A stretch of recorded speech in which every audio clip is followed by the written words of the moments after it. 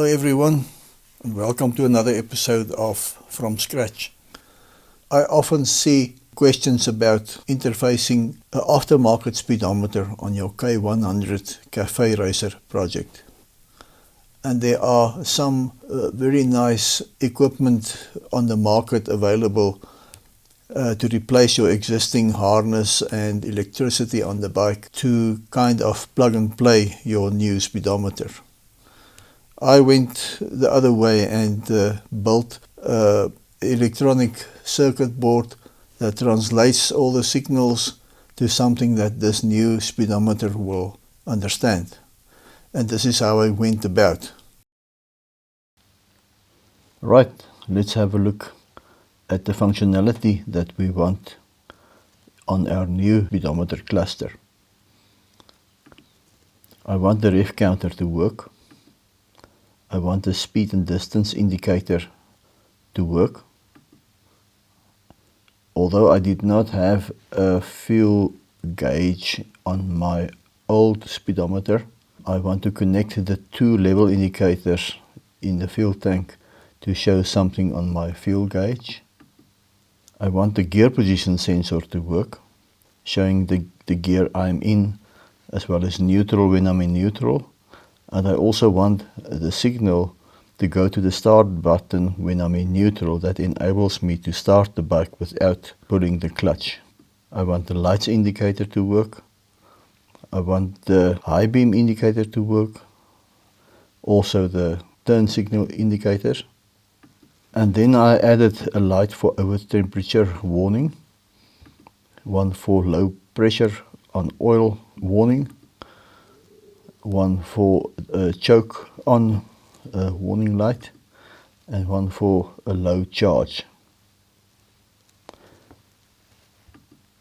So if we look at the original speedometer pin connector, I mapped it out in order to keep track of my pin numbers and what the functions are, as well as the logic behind the three connectors going to the gear position sensor. Here you will see neutral, all three connectors are grounded. On the first gear position I have this one grounded, that one open. So that will give you 001, which is binary for 1. This one 010, binary for 2, and so on. So this helped me to wire up the decoder on the circuit board that I plan to build for this speedometer. All the pink connectors goes to the circuit board. All the blue connectors can be connected directly to the new speedometer.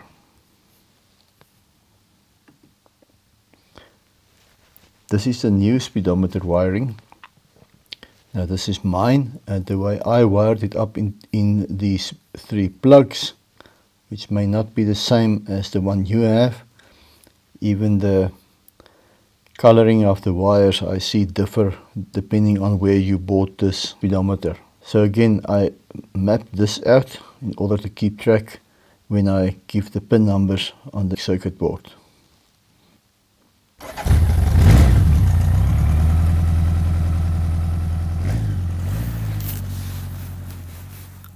So this is the gear position sensor in two parts.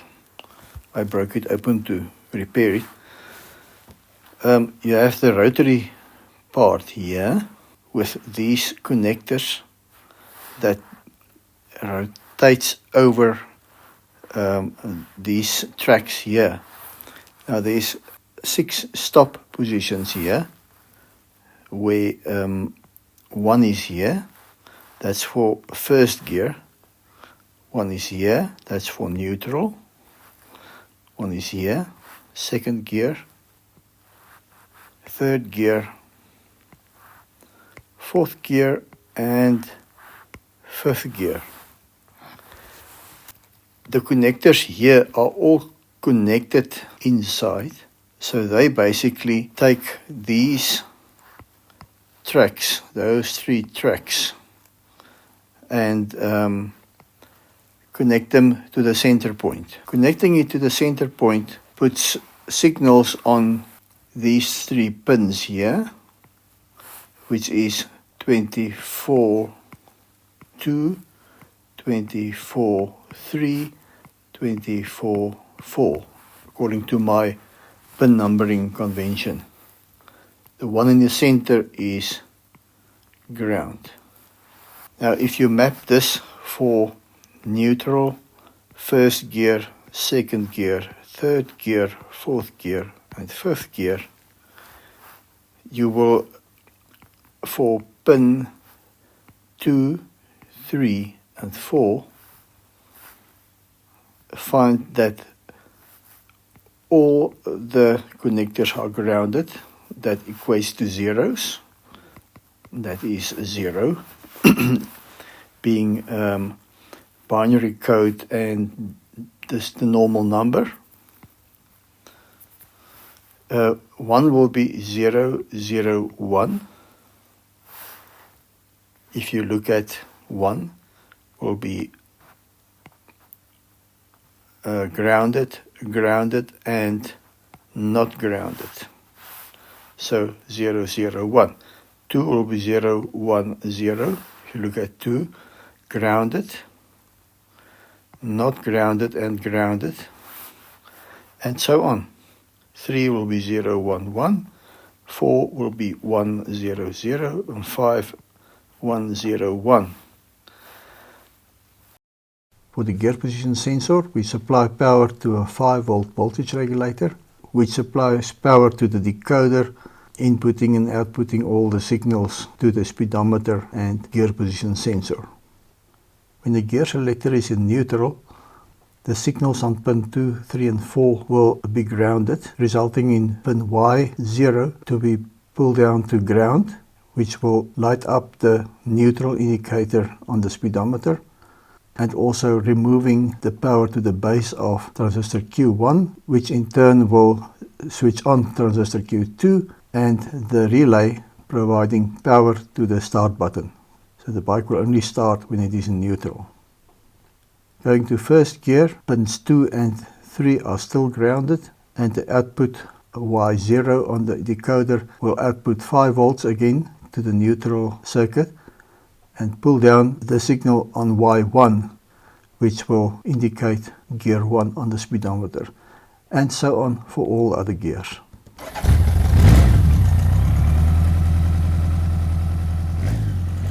For the ref counter, let's just remove this line. The signal coming in from the hall sensor is conditioned with a capacitor and resistor to provide the signal to the ref counter.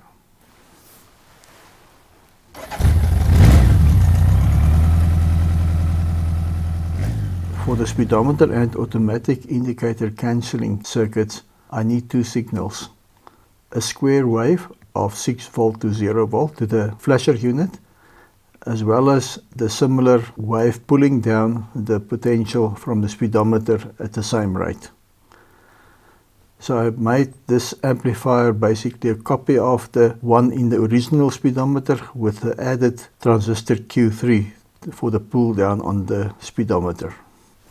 If we give it power, 12 volt comes into the amplifier, which is conditioned to 7.5 volt. With a signal coming in from the diff sensor, the first op amp will create an almost triangular wave, which will be converted to the square wave by the second op amp.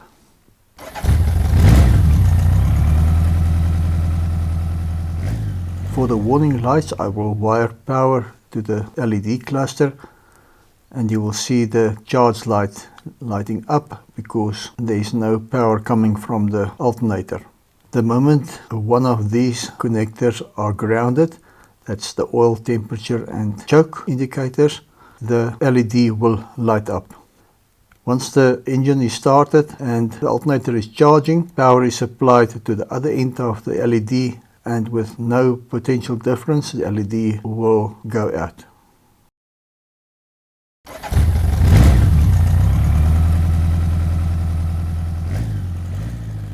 For the fuel indicator, I constructed this simple circuit connecting a 33 ohm resistor to the 2 thermistors that's located in the tank. while the thermistors are under the fuel level. They both sit at about 600 ohms. This will pull down the 5 volt voltage on the fuel sensor down to about 4.6 volts. The moment the fuel level decreases to below a thermistor, the resistance of the thermistor will go down to about 50 ohm. With the first thermistor exposed, the voltage at the level indicator is pulled down to 3.6 volts, and going further down, both thermistors will be at 50 ohm, pulling down the voltage to 2.8 volts.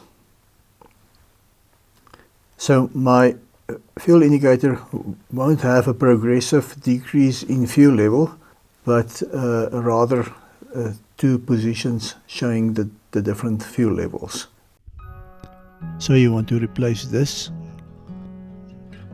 with this. So let's go.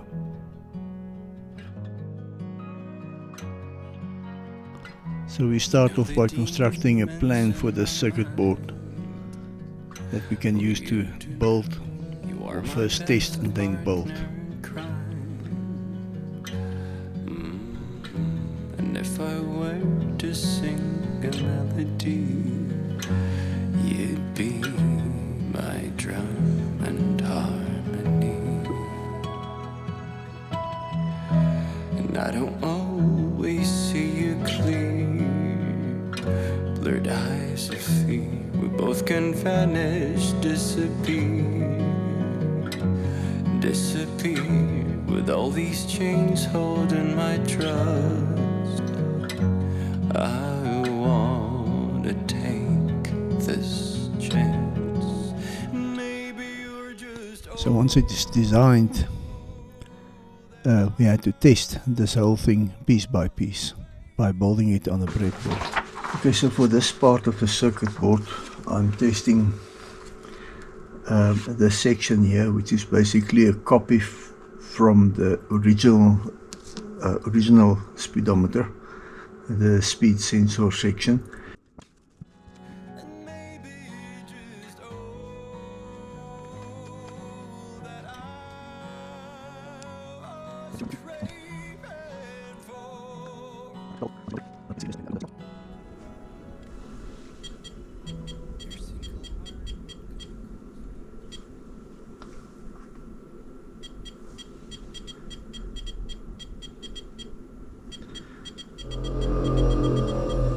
And I don't get out anything.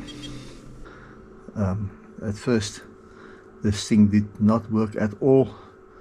After long hours of battle, I found that the chip that they gave me is actually not a LM358, it was something completely different. So big lesson learned, check your chips that you buy before you put them in.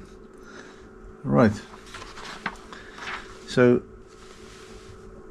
let's give it power, and the signal, currently the signal I am putting in there is only 30 milliamperes peak to peak,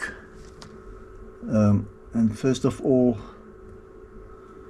what I get out is it's 2 volt division. I basically get out the almost 4 volts that comes from the speedometer clip, and it goes down to 0, which is needed for the speedometer to work. You will see there my speedometer reads 51. If I change the frequency here, you can see the speed change nicely.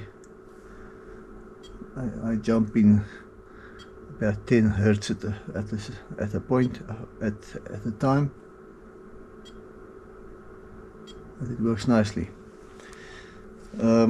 For my signal that goes back to the flasher unit, I need to take it directly from the output of the chip, which rightly gives me 6 volt at the top, and the bottom one sits at 680 millivolts. So to make sure that this signal is good for the flasher unit, I will use my signal generator to send that signal to the flasher unit and see if it actually cancels the indicators.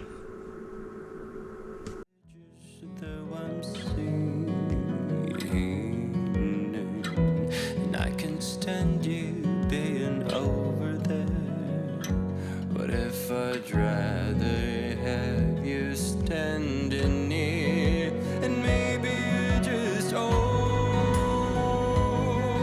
that I was waiting for,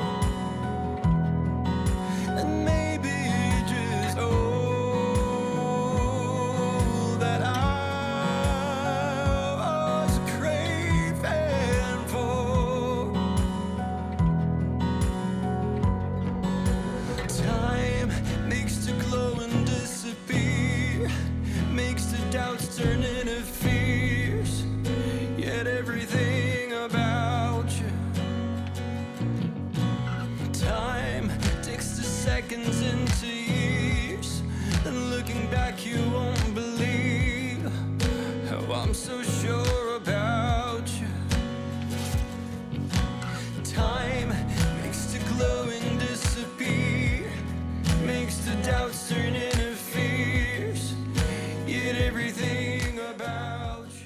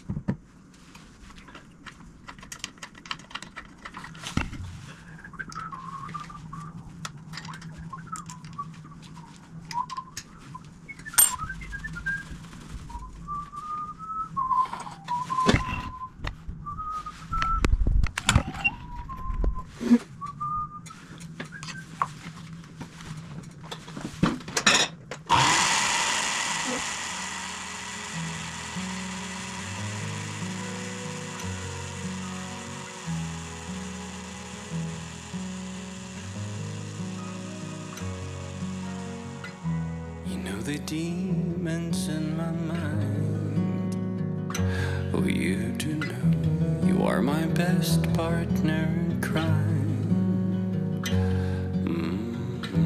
And if I were to sing a melody, you'd be my drum and harmony.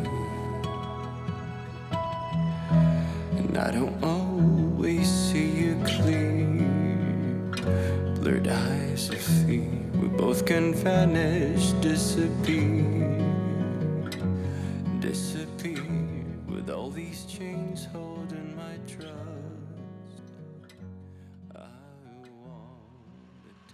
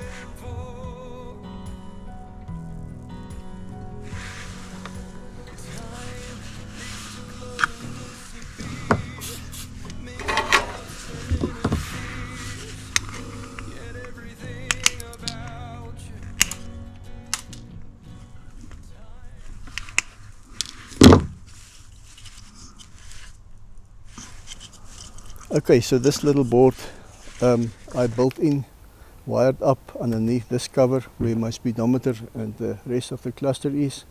So let's see if it works.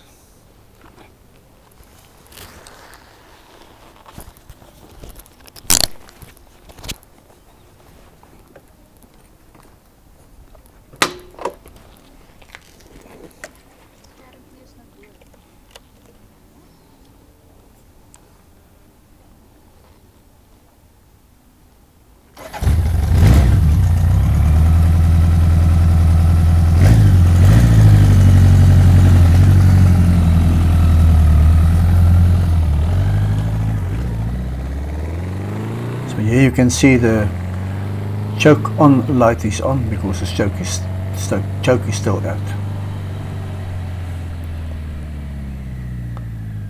Indicator is on, and it should cancel after a while.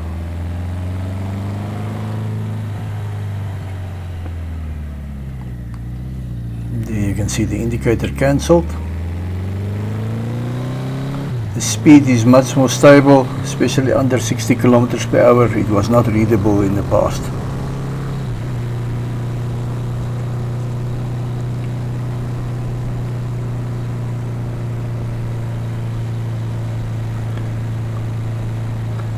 Switching off the choke, you will see the choke light goes out.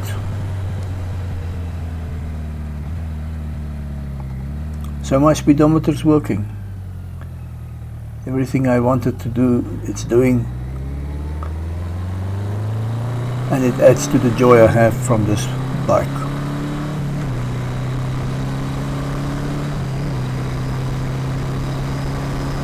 Thanks for watching my video. If you like it, subscribe. And you'll see more of this. Until next time.